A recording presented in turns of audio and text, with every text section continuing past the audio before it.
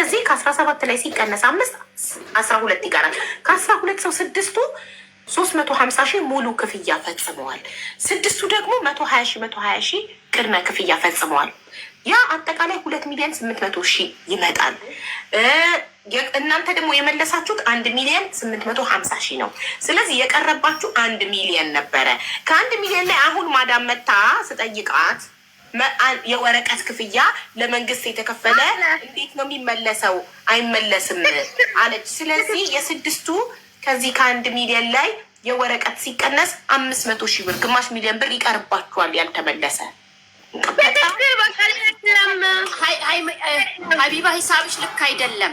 እሺ አስረድ እንዴት ነው እዚህ ጋር አስተካኪ በይኝ።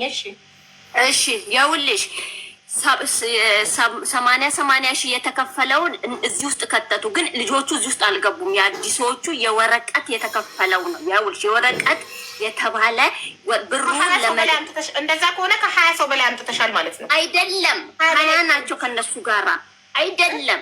እነዚህ ሶስቱ ዘይነባ እኔ እኮ አሁን ዘይነባ በዚህም ወጣሽ በዛም ወረድሽ በዚህም ገባሽ በዛም ወረድሽ አሁን ያልተሰጠሽ ብር የ5 ሰው 500,000 ብር ብቻ ነው። በቃ ይሄንን እመኒ 500,000 ብር ነው እመኒ። እሱን ደግሞ የጋራችን ኪሳራ ነው። 350 ቆይ ሌሽ ነው የጋራ ሌላ ነገር በቃ ዘይነባ እኔም ሰር ይኸውልሽ አዳምጪኝ ሀይሚ አታስጠፊኝ። እንኳንም አዳምጫት ሀይሚ። ዘይነብም ታውራድል ስጫት። እሺ አውየው ዘይነብ ተናገሪ። ለምን ታበሪ? ዘይነብ አልከፍት ብሎኝ ነው እምቢ አለኝ። ቆሞ ቀረ። ከፍቷል እኮ ምን ሆኖ ነው ዛሬ ባይከፍቶ? ኢንቫይት አድርጌ ገብቼ ልውጣ። ቆይ ኢንቫይት አድርጌሻለሁ። ይመጣል አንቺ ጋር ስክሪንሽ ላይ። ከዛ ተርን ኦን የሚለውን ንኪ። ቆይ ከ53 ሰከንድ በኋላ ከ53 ሰከንድ በኋላ ይከፍታል። በቃ የውልሽ ሀይሚ ለምሳሌ እነ ሙሳ በስም ልንገርሽ 350,000 ከፈሉ። የእነሱ 150 ሰጠሻቸው። የሚከስሩት ስንት ብር ነው? እሺ አንድ በይ። ሌባ ናት ብሎ ፌስቡክ ላይ ለቆኝ ላኩልሽ። አይተሽ እንኳን መልስ አልመለሽልኝ። ይሰማል ሀቢባ ድምፄ? ይሰማል። አዎ ላኩልሽ። እኔ ነፍሴን ላድን እስር ቤት ከገባው ምንድነው ማረገው? እንደ ሌባ አዲስ አበባ ነው የምኖረው አልኩሽ። ጠይብ 150 ሰጠሻቸው። ጠይብ 150 ትሞያለሽ። የቀረውንስ ብር ይኸውልሽ ከ350 ሀቢባ ሂሳብ ስትሰሪ ከ350 $1,000 ቆርጠሽ ነው ሌላውን መሰሪው። እሺ እኔ የቀረውስ ብር እኔ ብቻዬን ለምንድን ነው የምሰቃይ? አንቺ እኮ 150 ሴትዮዋ የሰጠችሽን ነው የሚከፈልሽ። ዘይነብ እኔ እኮ ሳሰላ 350,000 አብሬ አስልቼ እኮ በኋላ ላይ እኮ የወረቀት ቀነስኩኝ እናቴ። እነሱ እኮ ይከፋፈላል። አሁን ለምሳሌ 350,000 እሺ 350,000 ከፈለ። 150 ብቻ ስንት ነው የወረቀት? 200,000 ነው እንዴ እንትን የሚለው አይደለም። ታዲያ አሁን እኮ እነሱ የሚሉት እኮ 150 ከተሰጣቸው በቃ የቀለዘን 100 ሰጥቻለሁ። ለሁለት ሰው 150 ሰጥቻለሁ። እና የሰጡትን ላንብብልሽ። ማይ ጉድነስ በጣም ከባድ ነሽ ዘይነባ። እንዴ አዳምጪኝ እናቴ። ዮረብኝ ወላሂ የደም ብር እኮ ነው። የሰው ላብ። ይሄ ደግሞ በታቃለች እንዳለና መጥፎ ስራ የለም እዚህ ምድር ላይ እንደ ህገወጥ ደላላነት መጥፎ ስራ፣ የሰው እንባ፣ የሰው ደም፣ የሰው ህይወት። ወይኔ እኔ እኮ ይኸውልሽ የሰፈር ልጆች ናቸው። ለምሳሌ አሁን ሙሳ አባቴ ለምታተርፉት ብር ብላችሁ ሰውን አምጥቶ የሰው ሀገር ላይ ይመጣል። ማይ ጉድነስ። ያ ሰው የሚያዝንባችሁ ሀዘን፣ ያ ሰው ለሚደርስበት ነገር ቤተሰቡ የሚያዝንባችሁ ሀዘን። እሺ ይኸውልሽ ሀይሚ ራስሽ የመጀመሪያ ቀን የመጣሽ ቀን ነግረሽኝ የጻፍኩት ከዛ አንቺም ከሱ ደረሰኝን አስልቼ የመጣውን ልንገርሽ። የኔንስ ደረሰኝ አልሰራሽም እኮ ሀቢባ። አዳምጪ። ለዘጠኞቹ እሰራለሁ። ለዘጠኞቹ ቆይ ለዘጠኞቹ 100,000 አስመለስሽላቸው አይደል? ለዘጠኝ ሰዎች 900,000 መጣ። ለዘጠኝ ሰው 100,000። ከዛም በኋላ ለሁለቱ ከዘጠኞቹ ውስጥ ለሁለቱ 50,000 ደገምሽላቸው። አዎ 1 ሚሊዮን መጣ። ከዛም በኋላ $1,000 ከከፈሉት ውስጥ ለ5 ልጆች 80,000 አስመለስሽላቸው። ወረቀታቸው ይላል። ስለዚህ 80 ሺህ አምስቴና ቅድም ያልኩሽ 100,000 አንድ ላይ 1.4 መጣ። 1,400,000 ነው። ኦኬ ሰው አሁን ልትልሻለሁ ደረሰኝ ለሶስት ሰው 150 መልሰናል። ያ 150 450,000 ይሆናል። እዚህ ጋር ካሰላነው 1,400,000 ጋር 1,850,000 ይመጣል። ስለዚህ ጠቅላላ አንቺ የሰጠሻቸው 2,820,000 ነው። ከዛ ላይ 1,850,000 መልሰዋል። 1 ሚሊዮን ነበር የሚቀርባቸው። ከዛ ውስጥ የወረቀት አይመለስም። ኦልሬዲ ኤምባሲ ገብተው ልጆቹ ሪጀክት ነው የተደረጉት። ስለዚህ የወረቀት ስለማይመለስ የወረቀት 500,000 ሲቀነስ የ5 ሰዎች 100,000 የወረቀት 500,000 ሲቀነስ 500,000 ይቀርብናል ብለው ነው ሁሉንም አይነት ማስረጃ ያቀረቡት። አንቺ ደግሞ ያልሻለሽ የወረቀቱንም ይመልሱልኝ ነው አይደል? ትክክል። ገባም ትራ ነዛ ነው። እሺ ጠይብ ከላይ እሺ የወረቀት አይመለስም። አንዳንድ ሺህ አይደል? ቪዲዮሽን ያው አሁን ይበራል ቪዲዮሽ አብሪ ንኪው የቪዲዮ ፍቃዱ ሲመጣ ምንም እምቢ ይለኛል። ለምን እምቢ አለሽ? በቀደም እኮ ሴትዮዋ ሰርታ 2 ጊዜ ቀጠሮ ይዛላቸው ገብተዋል ኤምባሲ። ሀቢባ ይኸውልሽ አንዴ ሀቢባ እሺ አንዳንድ ሺህ ተቆረጠ መርሀባ ለነዚህ ሙሉ ሂሳብ ለከፈሉት ሙሉ $1,000 ይመለሳል። 120 ለብቻ ከዛ በኋላ ከዛ ላይ ሀቢባ አንዴ ላስረዳሽ ማማ እነሱ እኮ ይኸውልሽ የመለሱት ብር ሂሳብ ውስጥ የጨመሩት የወረቀት ብር ተጀምሮ ወረቀት ሳይመጣ የሰጡትን ነው። ሴትዮዋ ጋር ያልደረሰ ብር የነዚህ ሪጅክት ሲደረግ የነዚህ ይቋረጥ ተብሎ የተቋረጠውን ሰብ መልሰውልኝ ከነዚህ ጋር አካካሱት። ሰማሽኝ? ወረቀቱ ያልመጣ ሴትዮዋ በጅምር የተወችው ብሩ እጃቸው ላይ የነበረው መልሰውልኝ። ያ ረቢ ዘይነባ ሴትዮዋ ብር የሚባል ያለ $2,000 አልመለሰችልኝም። ሚጣ መች ከፈለችሽ? ወረቀቱ ያልመጣላቸው የራሳችንን ነው ከዚህ ሰበሰበን የሰጠንሽ ዘይነባ እባክሽ። የራሳችንን ደሞዛችንን ነው ከጓደኞች ከዘመዶች ላይ እየሰበሰበን የሰጠንሽ ዘይነባ እባክሽ። ተቋረጠው እስከኋላ ያለው 80,000 የሰጠሽኝ የማንን ነው ሀይሚዬ? 80,000 ዘይነባ ከራሳችን እንደመለስልሽ አታውቂም። ተበድሬ ከየዘመዴ ላይ ስታለቅሽ ከልጆቹ ላይ ከዚህ ከሚሰሩ ከጓደኞች ላይ 50,000 ነው ከተበድረሽ የሰጠሽኝ። ከላይ ያለውን 50 ነው ተበድረሽ የሰጠሽኝ። ተይ ሀይሚዬ እኔ አምንሻለሁ። ተይ እምነትሽን አታጥፊ። ተይ ለቀብርሽ ተይ ሀይሚ። እኔ ለምኝም በየገበያው ከፍላለሁ። ተይ ሀይሚ ግን እግዚአብሔር እናቴ ትሙት ረግሜ ነው ተንበለ ሚሰቀልበት ሰቅዬ ወላሂ ሃይማኖት 80,000 የከፈልሽ ሴትዮ ያልሰጠሻትን ነው። ሴትዮ የሰጠችሽን ነው።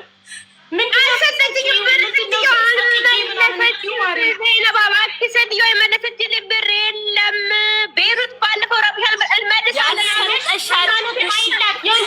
በሀገርሽ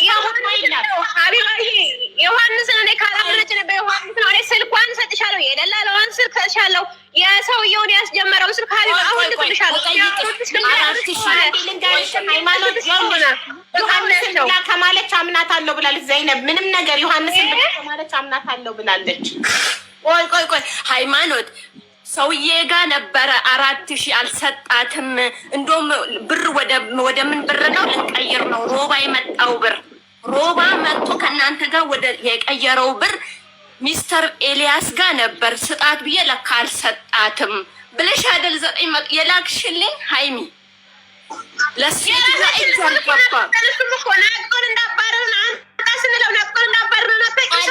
አይደለም ለኔ የላክሽልኝ ሚስተር ኤልያስ ጋር ነበር። ስጣት ብዬ ለደላላው አልሰጣትም እና እሱን ነው ምልክልሽ።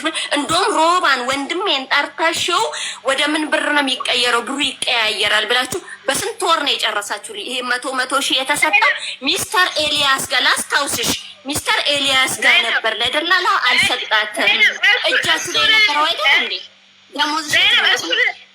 እሱ ሰውየው እንደነቀጠን እየተከፈልኩ ነው ሁሉ ብር ምልክልኝ ዘይነባ ከደሞዝሽ አይደለም ሚስተር ኤል እጃችሁ ላይ የነበረው የነ አዲሶቹ ልጆች ለሴትዮዋ ያልሰጣችሁ።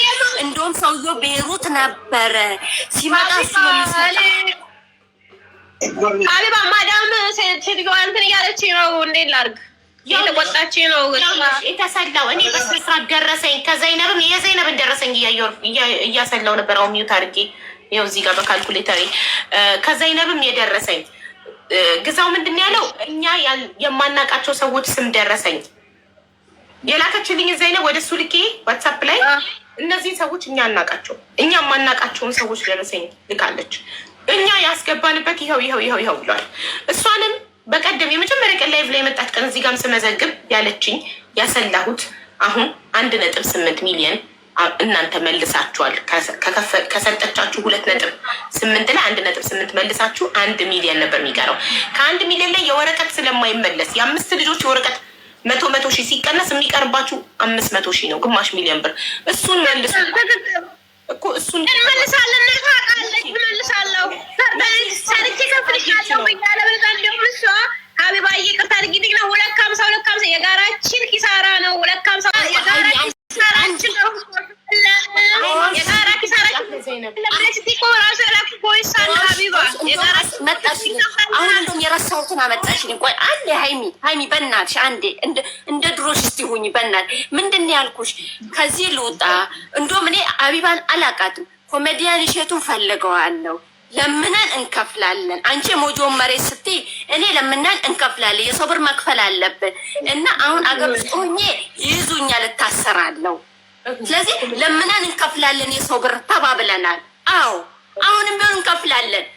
ስለዚህ የወረቀት ነው ብለሽ ለምናችሁ ኮሜዲያን እሸቱ ካለብናችሁ ሊከፍሉ ብለን ያልኩት እኔ አንቺን አላቅሽም ልልሽ። ሁሉም የሚያውቀውን ያህል የሚያስቡ የሚመኘው ሀቢባ። ከዛ ታዲያ ወደ እኔ ያመጣሽ ይረዳል። እኔ ያን ኢትዮጵያ ችግረኛ ታባሚን ይረዳል፣ ችግረኛን ይረዳል፣ ደላላን አይደለም ይረዳው። እኔም እኮ ችግር ውስጥ ነው ያለሁት። እሺ የሆነ ነገር ቤተሰብ የሆነ ነገር ቢሆንስ ያኔ ታለቅሱልኛላችሁ፣ ትረዱኛላችሁ። ወይ አንድ ነገር አጃምጪ። መጀመሪያ እኛን አመተሽ ድለላ ልሰራ ነው፣ 20 ሰው ወደ ሮማንያ ልልክ ነው፣ በእያንዳንዳቸው 350 ሺህ ልቀበል ነው። ካልተሳካ ታዋጡልኛላችሁ፣ እዳይን ትከፍሉልኛላችሁ ብለሽ አማክረሽናል። ውል ፈጽመናል። እኔና አንቺ እና ይሄ ህዝብ ውል ፈጽማችኋል። ይሄ ነገር መምጣቱን ባቀራሴን ችግር ላይ እኮ አልጥልም። ታዲያ በቃ ይሄ እኮ ያንቺ ለሁላችንም ጭንቅላት ሰጥቶናል። ገንዘብ ስላመጣ ብቻ ምንም አይነት ስራ ዝም ብለን አንሰራም። ገንዘብ ስላስገኘ ብቻ ማሰብ አለብን። አይምሯችንን መጠቀም አለብን። አንድ ሰው ወደ ቢዝነስ ሲገባ አንቺ ቢዝነስ ብለሽ ነው፣ ይሄንን ሁለታችሁም ቢዝነስ ብላችሁ ነው የገባችሁት። ወደ ቢዝነስ ስገባ ወይ አተርፋለሁ ወይ ከስራለሁ። አንቺ ተሳክቶልሽ 20 ልከሽ ቢሆን ኖሮ ብሩ እየጣመሽ ሌላ 20 ትልኪያለሽ። ሌላ ይሄን ሀብታም ሆነሽ ሀገርሽ ላይ ጥሩ ላይ ለወንድሜ ነው እንጂ ምን ብሩ ይጠመኛል። ስለዚህ የአንቺ የእናትሽ ልጅ ወንድምሽን ሮማንያ ለማድረስ ሌላው ምስኪን ድሃ መበላት አለበት። ወንድምሽን ጣሂርሽ እሺ ልንገርሽ፣ አሁን ጣሂርና ጅብሪል ታውቃለች ምንድነው ታይላንድን ያሉት ችግር ላይ ነው ያሉት። እናትየው ለ5 ዓመት መሬቱ አያቱ ለ5 ዓመት ዘመድ ነው ልጁ ለ5 ዓመት የእርሻ መሬት ሽጣ ነው የከፈለችው። ዛሬ ልንገርሽ እኔ እኮ ሀገሬ መግባት አልችልም።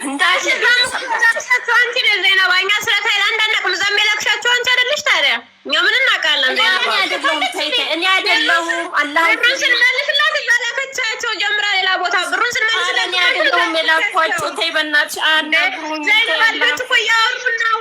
ዘይነባ ልጆች እኮ እኛ ጋር እየደወሉ ናቸው። ክፍያው ራሱ በጣም ትንሽ ነው። ሃይማኖት ወይ በእናትሽ አምጫቸው። ታይላንድ የወሰደ ደላላ አይደለሁም ብላ ስትምል ስትዘገዘብ አስገቢው እኔ እልክልሻለሁ።